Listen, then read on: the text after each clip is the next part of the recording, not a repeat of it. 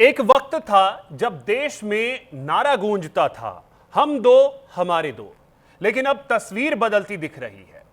आंध्र प्रदेश में तीसरे बच्चे पर 30,000 और चौथे बच्चे पर 40,000 रुपए तक की आर्थिक मदद देने की चर्चा ने देश की राजनीति और जनसंख्या नीति दोनों को लेकर नई बहस छेड़ दी है। सवाल यह है कि आखिर अचानक बच्चों के जन्म को प्रोत्साहित करने की जरूरत क्यों महसूस हो रही है?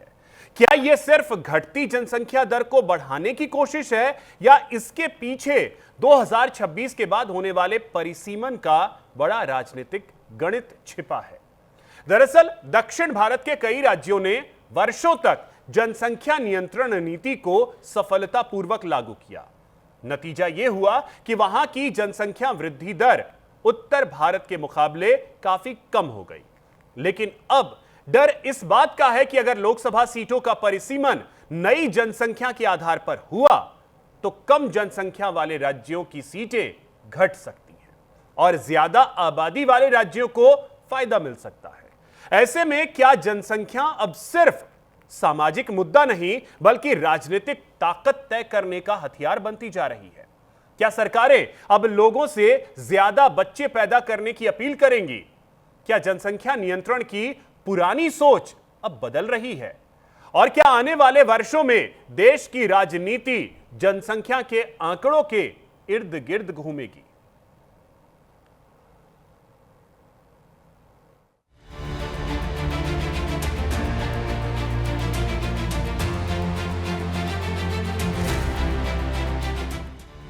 देश की सबसे बड़ी चुनौती बढ़ती आबादी और इसी बीच देश में जनसंख्या को लेकर छिड़ गई नई बहस, क्योंकि अब आंध्र प्रदेश के मुख्यमंत्री चंद्रबाबू नायडू ने ऐसा बयान दिया जिसने राजनीति से लेकर जनसंख्या नीति तक हर जगह हलचल मचा दी।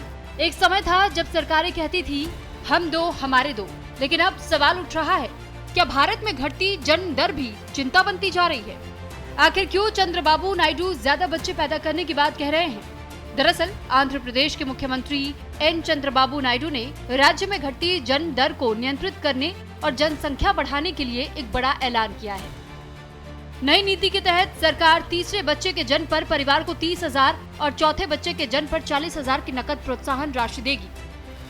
तो क्या इसके पीछे लोकसभा परिसीमन का डर है? क्या दक्षिण भारत को लग रहा है कि कम जनसंख्या की वजह से उसकी राजनीतिक ताकत घट सकती है? क्योंकि आने वाले परिसीमन में आबादी बड़ा फैक्टर बनने वाली है और यही वजह है कि अब जनसंख्या सिर्फ सामाजिक मुद्दा नहीं बल्कि राजनीतिक ताकत का भी सवाल बनती जा रही है। एक तरफ उत्तर भारत में तेजी से बढ़ती आबादी, दूसरी तरफ दक्षिण भारत में कंट्रोल पॉपुलेशन। ऐलान को लोकसभा परिसीमन से जोड़कर देखा जा रहा है। आगामी सालों में लोकसभा सीटों का नया परिसीमन। संसद में परिसीमन पर केंद्र एक बार बिल रख चुका है। लोकसभा सीटों का परिसीमन जनसंख्या के आधार पर होगा। जनसंख्या कम होने पर लोकसभा सीटों का नुकसान होगा। अगर उत्तर भारत के बड़े राज्यों जैसे कि उत्तर प्रदेश, बिहार, मध्य प्रदेश और राजस्थान की सीटें बहुत तेजी से बढ़ती हैं, तो संसद में उनकी राजनीतिक ताकत और ज्यादा बढ़ जाएगी। मतलब नीतियां बनाने से लेकर प्रधानमंत्री चुनने तक हिंदी भाषी राज्यों का प्रभाव और मजबूत हो सकता है। यही वजह है कि दक्षिण के नेता कह रहे हैं, हमने जनसंख्या नियंत्रण किया, विकास किया, टैक्स ज्यादा दिया, तो फिर हमारी राजनीतिक हिस्सेदारी कम क्यों? आंध्र प्रदेश में गिरती बर्थ रेट 1952 से लेकर 1953 तक 2.6, 2019 से लेकर 2021 तक 1.7, मौजूदा स्थिति 1.5 की है। दरअसल दक्षिण भारत लंबे समय से देश की अर्थव्यवस्था में बड़ा योगदान देता रहा है। तमिलनाडु, कर्नाटक, तेलंगाना और आंध्र प्रदेश जैसे राज्य आईटी, मैन्युफैक्चरिंग, एक्सपोर्ट और टैक्स कलेक्शन में आगे हैं। बेंगलुरु देश की टेक राजधानी है। हैदराबाद फार्मा और IT hub, Chennai automobile industry का बड़ा सेंटर। ऐसे में दक्षिण के नेताओं को लगता है कि इकोनॉमी में योगदान ज्यादा लेकिन राजनीतिक ताकत कम। यही असली चिंता है। साउथ बनाम नॉर्थ 31% से ज्यादा, 26% के आसपास। जनसंख्या की बात करें तो साउथ बनाम नॉर्थ, साउथ इंडिया में 25 से 26 करोड़ यानी लगभग 20%। नॉर्थ इंडिया की बात की जाए तो 36.8 करोड़ यानी लगभग 40%। एजुकेशन की बात करें तो साक्षरता दर साउथ बनाम नॉर्थ, साउथ इंडिया 85% के आसपास, नॉर्थ इंडिया 75% के आसपास। अब सवाल ये भी है कि क्या ये बहस आने वाले समय में साउथ बनाम नॉर्थ की राजनीति को और हवा देगी, क्योंकि दक्षिण भारत पहले भी भाषा, टैक्स और संघीय ढांचे को लेकर केंद्र के खिलाफ आवाज उठाता रहा है और अब परिसीमन का मुद्दा उस बहस को फिर तेज कर रहा है। हालांकि केंद्र साफ कह रहा है कि किसी भी राज्य के साथ अन्याय नहीं होगा, लेकिन राजनीति में डर आंकड़ों से नहीं, धारणा से पैदा होता है। तो सवाल यही है, क्या परिसीमन सिर्फ सीटों का गणित है या फिर ये देश की राजनीति का नया पावर शिफ्ट बनने जा रहा है? क्या दक्षिण भारत अपनी राजनीतिक हिस्सेदारी बचाने की लड़ाई लड़ रहा है या फिर ये सिर्फ एक राजनीतिक नैरेटिव है? फिलहाल परिसीमन का फैसला अभी दूर है, लेकिन साउथ बनाम नॉर्थ की बहस अब खुलकर सामने आ चुकी है। तो चलिए इसी पे चर्चा करेंगे। हमारे साथ कई खास मेहमान हैं, परिचय करवा दूं। हमारे साथ वेंकट नारायण जी हैं, वरिष्ठ पत्रकार हैं। वेंकट नारायण जी, बहुत स्वागत आपका। हमारे साथ नवीन दुबे जी हैं, राजनीतिक विश्लेषक हैं। नवीन दुबे जी, बहुत स्वागत आपका भी न्यूज इंडिया पर। वेंकट नारायण सर, पहली प्रतिक्रिया आपसे चाहेंगे और समझना ये चाहेंगे कि जो चंद्रबाबू नायडू ने कहा है, क्या हम माने वो एक डर ही है? जनसंख्या अगर कम होती है तो लोकसभा में भागीदारी कम, परिसीमन का डर, और इसी की वजह से चंद्रबाबू नायडू ने इस तरीके का ऐलान किया है। देखिए, मैं समझता हूं कि ये डर के कारण नहीं है। चंद्रबाबू जी कह रहे हैं कि 3 या 4 बच्चे हर फैमिली पैदा करना चाहिए। मैं पिछले 1 साल से उनके साथ संपर्क में रहा हूं, क्योंकि उनके बायोग्राफी लिख रहा हूं, अभी ख़त्म हो गया है। जी जी। उनका कहना ये है कि पिछले 30 साल में आंध्र प्रदेश में प्रोडक्ट जो चिल्ड्रन पर woman in A reproductive age group 3 से लेकर अब 1.5 हो गया है। और उनके हिसाब से 2047 तक आंध्र प्रदेश में 130 करोड़ सीनियर सिटीजन्स हो जाएंगे और उतने कम नौजवान होंगे। इसका मतलब ये हुआ कि ये सीनियर सिटीजन्स को देखभाल करने के लिए पेंशन वगैरह ये सब के लिए बहुत खर्चा होंगे और कमाई कम होगा, और सो प्रोडक्टिविटी भी कम होने वाला है। और उनका बड़े बड़े प्लान्स बने हुए हैं अमरावती के लिए, विशाखापट्टनम के लिए और तिरुपति के लिए, और बिलियंस ऑफ डॉलर्स का इन्वेस्टमेंट हो रहा है वहाँ। तो उनका डर ये है कि जब तक ये सब प्रोजेक्ट्स जो उन्होंने आज तक अंडरटेक किए हैं, जब तक वो सब तैयार हो जाएंगे तो काम करने वालों का संख्या कम हो जाएगी। इसीलिए ये कह रहे हैं कि भैया बच्चों को ज़्यादा पैदा करो ताकि हमारे पास काफ़ी लोग होंगे काम करने के लिए। अभी भी मैं देखता हूँ, जब भी मैं हैदराबाद और विजयवाड़ा जाता हूँ, वहाँ कोई होटल में ठहरता हूँ तो वहाँ तेलुगु बोलने से समझ में नहीं आता है। लोग कोई बंगाल से आए हैं, कोई बिहार से आए हैं, कोई मध्य प्रदेश से आए हैं वगैरह, नेपाल से आए हैं। कहने का मतलब ये है कि वहाँ काम करने वाले बहुत कम होते जा रहे हैं। इसलिए चंद्रबाबू जी कह रहे हैं कि भैया ज़्यादा बच्चों को पैदा करो, क्योंकि ये नहीं तो अगर वेंकट सर, अगर सीनियर सिटीजन्स का लोड अगर बढ़ेगा, तो जो न्यू कमर्स होंगे, जो नए बच्चे आएंगे, उनके लिए रोजगार के लिए भी आपको अवसर उतने तो देने पड़ेंगे, और उसका भी बर्डन तो वो सरकार पे ही आएगा फिर। तो ये कैसे, ये लॉजिक तो फिट नहीं बैठता है। नहीं, उनका कहना यह है जी कि 2047 तक उन्होंने एक प्रोग्राम बनाया है जिसका नाम है स्वर्णांध्र प्रदेश 2047, और उनका टारगेट ये है 2047 तक स्टेट का जीडीपी $2.4 बिलियन होए और हर एक परिवार में 40 लाख रुपए का पर कैपिटा इनकम होना चाहिए। ये प्लान बना के आगे बढ़ रहे हैं। तो उनके विचार में वहाँ ये टारगेट्स अचीव करने के लिए काफ़ी जवान लोगों की ज़रूरत पड़ेगी, काम करने वालों की ज़रूरत पड़ेगी, और इसीलिए वो इसके ऊपर ज़्यादा अटेंशन दे रहे हैं। ठीक है सर। नवीन दुबे सर, थोड़ा सा आपसे ये भी समझना चाहेंगे कि जैसा वेंकट सर ने कहा कि ठीक है, चंद्रबाबू नायडू की सोच कुछ और है और उसी सोच को ध्यान में रख करके उन्होंने ये बयान दिया। लेकिन साउथ में अगर हम देखें तो एमके स्टालिन जो हैं वो इस चीज को लेकर के पहले भी बात करते रहे हैं कि परिसीमन का नुकसान हम क्यों झेलें, हमने तो जनसंख्या पे कंट्रोल किया है, अगर नॉर्थ नहीं कर पाया तो भी फायदा उसे मिलेगा अगर परिसीमन होता है। हालांकि गृह मंत्री ने भी साफ कहा है कि ऐसा बिल्कुल नहीं होगा, किसी के साथ कहीं कोई भी किसी को नुकसान नहीं होने दिया जाएगा। तो क्या हम ये माने कि साउथ के राज्यों में थोड़ा सा ये डर है, जो वहां के पॉलिटिशियन हैं उन्हें डर है कि अगर परिसीमन होता है और 10 लाख की आबादी पे अगर एक सांसद रखे जाते हैं तो बहुत बड़ा नुकसान जो है वो साउथ के स्टेट को हो जाएगा? अभिषेक जी, इसके 2-3 पहलू हैं जिन पर विचार करना पड़ेगा। आदरणीय वेंकट साहब ने जो बात कही वहां के नजरिए से ठीक है, उन्होंने बिल्कुल ठीक कहा है, मैं समर्थन करता हूं उनकी बात का। लेकिन एक और चीज आप देखिए, विश्व के अंदर सबसे बड़ी आबादी वाला देश अगर कोई है तो भारत है। बिल्कुल। पिछले 12 साल में 135 करोड़ से 145 करोड़ तक ये हम प्रधानमंत्री जी के मुंह से सुनते चले आ रहे हैं। इन 12 साल में 10 करोड़ आबादी बढ़ी हमारे देश की। और पूरे में अगर आप देखेंगे, केंद्र की सरकार कोई योजना बनाती है तो वो पूरे देश की जनसंख्या को लेके, देश के लोगों को लेके कोई भी योजना बनाती है। अब प्रश्न ये है कि अगर आंध्र प्रदेश के अंदर आबादी कम है या दक्षिण के प्रदेशों में आबादी कम है, तो आप माइग्रेशन पॉलिसीज बनाइए, लोगों को डोमिसाइल दीजिए। जब नई जनरेशन वहां ऑलरेडी पढ़ेगी, स्कूलों में तेलुगु भी सीखेगी, मलयालम भी सीखेगी, कन्नड़ भी सीखेगी, सारी भाषा सीखेगी। और आज आप बेंगलोर के अंदर देखिए ना, तमाम नॉर्थ इंडिया के लोग गए हैं, उन्होंने वहां घर बनाए, वहां रह रहे हैं और जो जॉब भी कर रहे हैं, तो उनकी जनरेशन वहां की लोकल लैंग्वेज सीख रही है। तो अल्टीमेटली आप भारत के अंदर एक चीज देखिए, यूनिटी इन डाइवर्सिटी इसीलिए कहा जाता है कि हमारे यहाँ दिल्ली में, क्या सारे दिल्ली में जो लोग रहते हैं मूल्यवासी हैं दिल्ली के रहने वाले तो नहीं है? या एनसीआर क्षेत्र के गुड़गांव में जो लोग रहने वाले हैं वो क्या यहाँ के लोकल है? नहीं है ना। 90% आबादी तो बाहर से आई हुई लोगों की, इसमें साउथ से भी लोग आए हैं, नॉर्थ से भी आए, अलग अलग राज्यों से आए हैं और सब काम कर रहे हैं। वो यहाँ बस गए और उन्होंने मकान बना ली तो वो यहाँ के लोकल रेजिडेंट हो गए।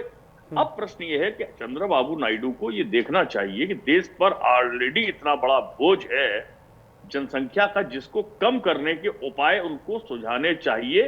वो एक समर्थन दे रहे हैं केंद्र की सरकार को, मोदी जी की सरकार को, तो निश्चित तौर पर उनको सरकार से ये कहना चाहिए कि अब आप जनसंख्या नियंत्रण के लिए कुछ इस तरीके के कानून लाइए।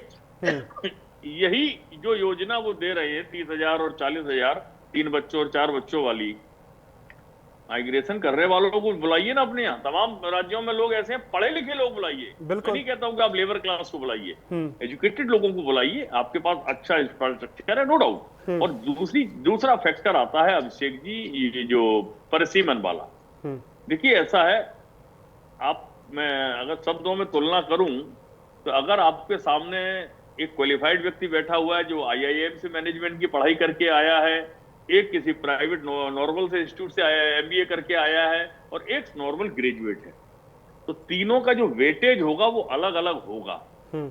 यही प्रणाली अपनानी चाहिए परिसीमन के अंदर। अगर किसी राज्य ने जनसंख्या पर नियंत्रण किया है तो ये तो काबिल, यहाँ प्रोस्पेरिटी अच्छी है, बिल्कुल, तो ये तो काबिल तारीफ काम है, तो दीजिए ना उनको, नंबर ऑफ सीट ज्यादा दीजिए, क्या दिक्कत आ जाएगी इससे?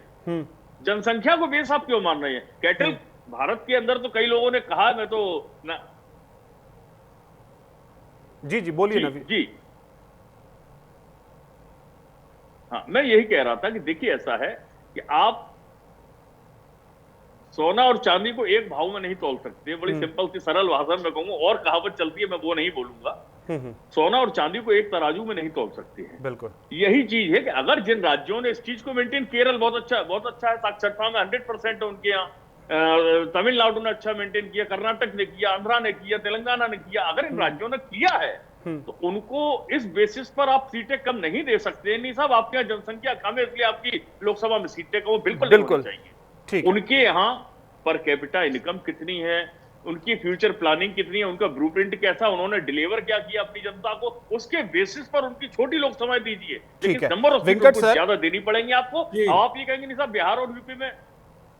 ठीक है सर। वेंकट सर, अब देखिए चूंकि हमारे देश की आबादी दुनिया में सबसे ज्यादा आबादी हमारे देश की हो चुकी है, अब ऐसे में जनसंख्या नियंत्रण को लेकर के चाइना ने नियंत्रण किया है और हम लोग ये कहते हैं कि कम से कम चाइना से इतना तो सीख लें कि जनसंख्या नियंत्रण हम लोग भी कर सकें। ऐसे में एक स्टेट के मुख्यमंत्री जो सेंट्रल गवर्नमेंट के साथ हैं, अलाई पार्टनर हैं, अगर वो इस तरीके का बयान देते हैं कि जनसंख्या को बढ़ाने को लेकर के हम प्रयास करें, तो फिर इसका दबाव जो है वो देश कैसे झेलेगा? अभिषेक, बात ये है कि आप देखें, अगर डेटा हैदराबाद का आबादी अब 1 करोड़ हो गया है, उसमें हर चौथा इंसान जो हैदराबाद में रहते हैं वो आउटसाइड ऑफ आंध्र प्रदेश से आए हुए हैं, मतलब वो तेलुगु बोलते नहीं हैं। अब हैदराबाद में कहीं भी जाओ, आप साइबराबाद जाओ, आईटी इंडस्ट्री का एक बड़ा हब है, वहाँ देश के कोने कोने से लोग आए हुए हैं और तेलुगुस काफ़ी अमेरिका और दूसरे विदेशों में जा रहे हैं। अगर आप देखें तो अमेरिका में आजकल 52 लाख इंडियंस रहते हैं, उसमें 13 लाख आंध्रा से गए हैं। ये ऐसा हुआ है जब चंद्रबाबू नायडू यूनाइटेड आंध्र प्रदेश के मुख्यमंत्री बने थे 1995 में, वो काफ़ी इंजीनियरिंग और मेडिकल कॉलेजेस वगैरह खोले थे, तो लाखों स्टूडेंट्स जो तेलुगु स्टूडेंट्स जो है ना, हिंदी सीख लिए हैं, मतलब इंजीनियरिंग स्किल्स वगैरह सीख लिए हैं, और इतना रश था कि अमेरिकन गवर्नमेंट हैदराबाद में एक कॉन्सुलेट खोला है ताकि वीज़ा से इशू किया जाए। अब दुनिया में भारतीय 3 करोड़ 20 लाख लोग रहते हैं 200 देशों में, उसमें 1 करोड़ लोग तेलुगु लोग हैं, समझ गए ना? तो इंटरनल माइग्रेशन ऑलरेडी जबरदस्त हो रहा है।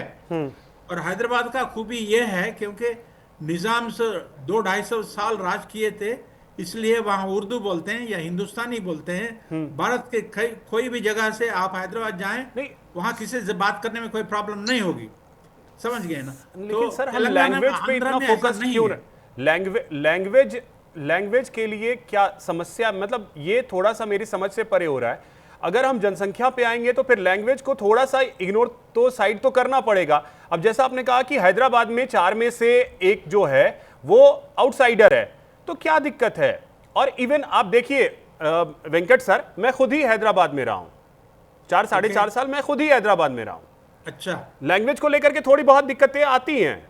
हयात नगर के साइड आप जाएं तो, लेकिन वहां हिंदी बोलने वाले मिल जाते हैं, और जो तमिल लोग, जो तेलुगु लोग हैं, जो तेलंगाना से हैं, वो लोग भी हिंदी बोलते हैं, कोई दिक्कत नहीं होती है। बिल्कुल नहीं। तो वो तो कम्युनिकेशन की बात हो गई।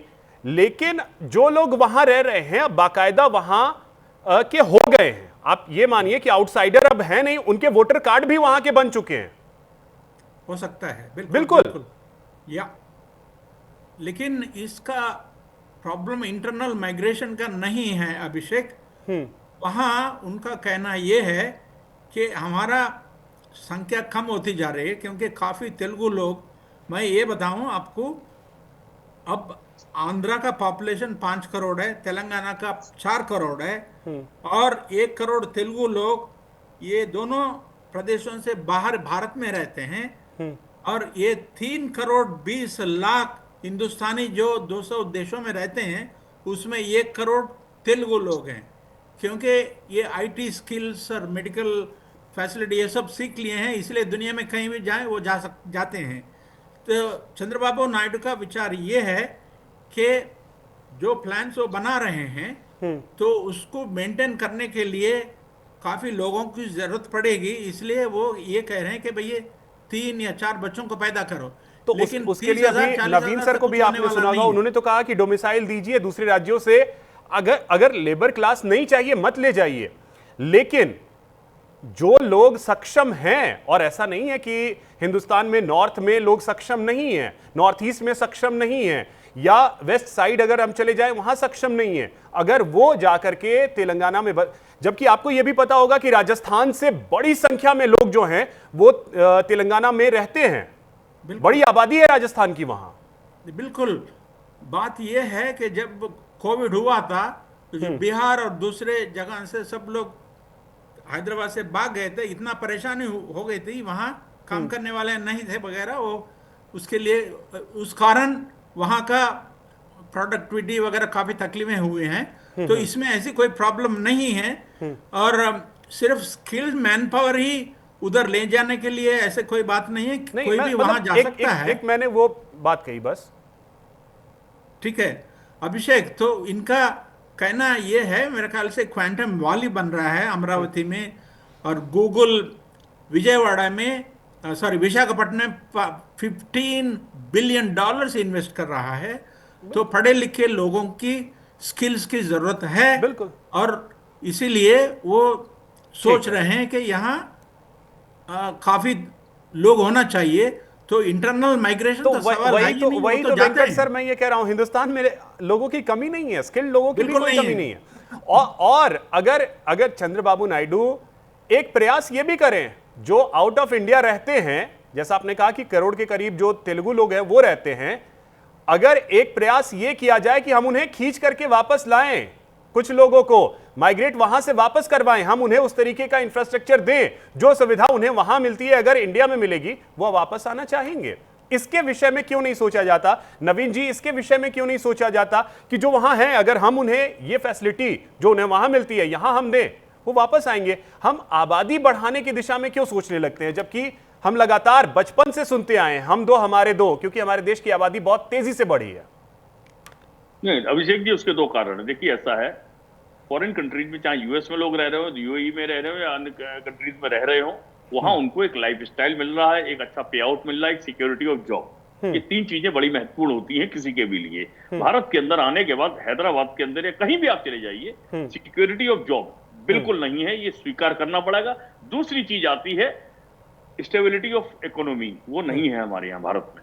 ये दिक्कत है, इसलिए वो लोग जो बाहर चले गए वो एक अच्छी लेविश लाइफ को जी रहे हैं, पीसफुल लाइफ को जी रहे हैं, सिक्योरिटी ऑफ लाइफ है, वो वहां से यहाँ क्यों आना पसंद करेंगे? मुझे तो नहीं लगता है कि आप केवल पे आउट बढ़ा देंगे तो वो यहाँ आ जाएंगे, ऐसा देंगे। दूसरी चीज मैं एक चीज और कह रहा था कि आप 2047 की बात कर रहे हैं, तो 2047 में तो जनरेशन चेंज हो जाएगी पूरी तरह से। समझिए आज जो व्यक्ति है, अगर उसका बच्चा मान लीजिए 2 साल का है, तो वो तो 50 साल का हो जाएगा, उसके बच्चे हो जाएंगे तो वो तो वैसे ही लोकलाइट हो जाएगा वहां का। वो तेलुगु भी बोलेगा, इंग्लिश भी बोलेगा, हिंदी भी बोलेगा, वो तो अपनी मदरलैंड वही मानेगा कि हम तो आंध्रा में पैदा हुए, हमारी तो आंध्रा है।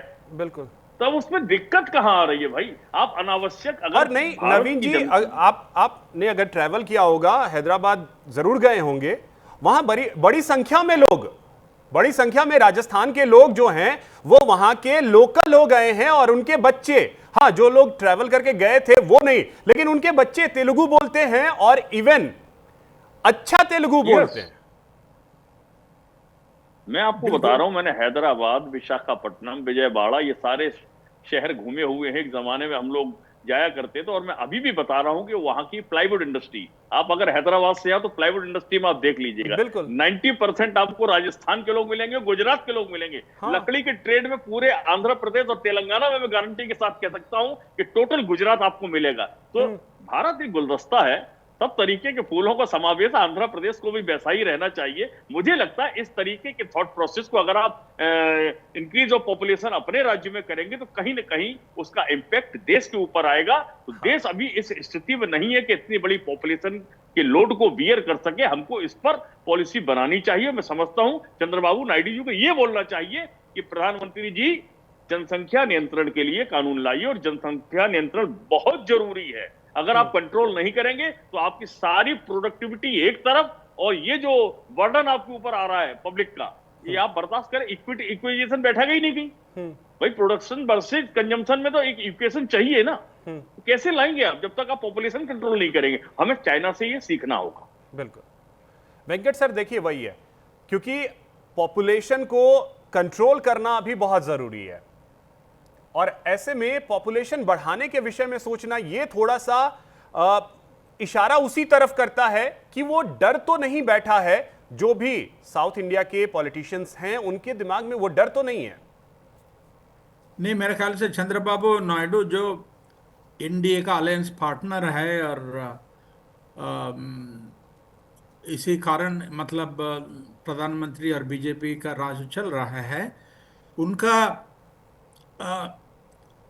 मैं एक बात सोच रहा हूँ, चाइना, जापान और ताइवान और इवन जर्मनी, हालत ये हो गया है कि वहाँ बच्चा पैदा करने से औरतें मना कर रहे हैं। एक बार मैं ताइवान गया था, ताइपे में मैं घूम रहा था, मेरे साथ ना एक फिलिपिनो फैमिली थी, तो लोकल गाइड हमको घुमाने के लिए ताइपे बाय नाइट ले जा रही थी। तो ये महिला, एक जवान महिला थी, ये फिलिपिना महिला से पूछ रहे हैं आपके कितने बच्चे हैं, तो उसने कहा मेरे पास 8 बच्चे हैं।